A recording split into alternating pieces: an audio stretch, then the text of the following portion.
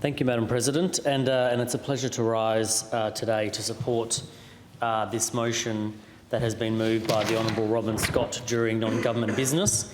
As members would notice as they reflect on the motion, it is very concise, Madam President, and allows for a very broad-ranging debate, which has occurred, I think, this morning. And certainly I want to rise and express my support to the motion and to the men and women of the West Australian Police Force and Corrective Services in this state. But in the short time that I have, Madam President, I'm going to confine my remarks as the National Party spokesperson for police to the WA Police Force and express my personal and party support to the men and women serving in the WA Police Force. As many members have expressed thus far, it isn't an easy job to do, and I don't think that statement is going to get any easier. In fact, I think it's going to become a more increasingly difficult job to do for the men and women of our police force, and indeed other agencies that that carry out similar and related functions to police. I often remark in this place, Madam President, about the role that police play in regional communities. They, along with perhaps teachers, are often the only state public servants to be found in our small towns. And indeed, we often talk about police going above and beyond, and I think that couldn't be truer in some of these smaller regional remote communities where the expectation on them, often as the only representatives of the state government, is much more than perhaps you might find in a more urbanised setting. The other thing that impacts on the work of police, Madam President, is often the absence of other agencies where they have to lift themselves to deliver or find ways of delivering solutions in communities in the absence of other agencies which might be centralised in regional centres. And so I think that their role is not an easy one and is certainly more complex in those circumstances, and one that I wish to unequivocally express my support for the work that they do in our community. And I think it is also fair to say that they're held in very high standing within our communities. They are part of our community, and I reflect on the comments made earlier by the Honourable Charles Smith about increasing the numbers of our police and getting them more out into the community. And I think that's a style of policing that we still see in many of our regional towns where police have the opportunity to become part of our community, they live in our community, and that style of traditional community policing is much more present than perhaps responding job to job in the metropolitan area. Madam President, it was disappointing from the contribution from the government that we didn't hear about a lot of the things that could practically be done to support police in this state. I mean, I think we heard interesting contributions from all the members, and that's obviously what you can expect when you have a motion like this, which is quite broad-ranging. But there are a number of concerns that I have with the way in which the government appears to be supporting or perhaps not supporting police in this state. And I've remarked on previous occasions, Madam President, how difficult it is to get a straight answer from the Minister for Police. How difficult it is for members who aren't of the government to do their jobs in the interests of gold standard transparency in this parliament, to actually get straight answers from the Minister for Police.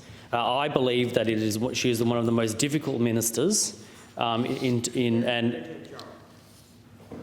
Well, maybe the Honourable Alana McTiernan should become the Minister representing the Minister for Police in this chamber, and then we could hold her to account for the answers that are provided to this place. But there are a number of issues that do concern me, and I want to touch on some of them now. Now, obviously, the government committed to a police compensation scheme, and it's something that, reflecting on the comments that I've just made and the increasingly difficult job that police have to do in our communities, and we expect more and more of them as days and months go by, that we still don't have an appropriate and an adequate police compensation scheme. Now, the Police Minister committed late last year in response to a question that I asked of the Minister representing her in this place, where is this bill at?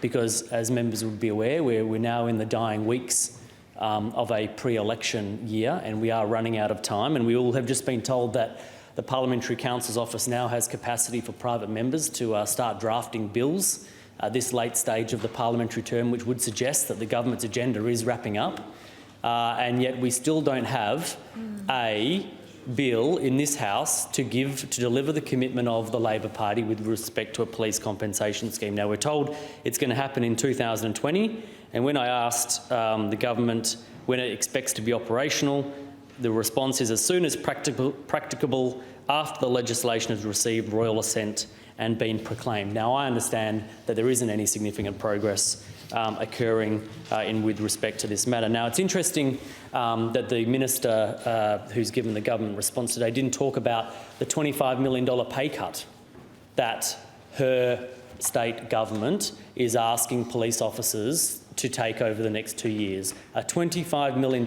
pay cut in real terms. That's not my figure, that's the figure of WA Police during budget estimates, I think last year. $25 million, so we're all happy to jump up and say what a great job our police are doing. They're very dynamic in this COVID-19 world. Aren't they doing such a wonderful job? And by the way, we want you to take a $25 million pay cut on the way through. Now, it's no wonder that matter now, Madam President, is in the Industrial Relations Commission. And I hope that the WA police officers of this state, the good men and women who serve in the WA Police Force, do get a fair hearing in the Industrial Relations Commission and do get a fair outcome with respect to the dispute that they have with this state government. The other thing that concerns me, Madam President, is that before we start talking about increasing the numbers in our police force, how about we start by just making sure we have the police officers that the government says we have on the ground, in positions and deployed.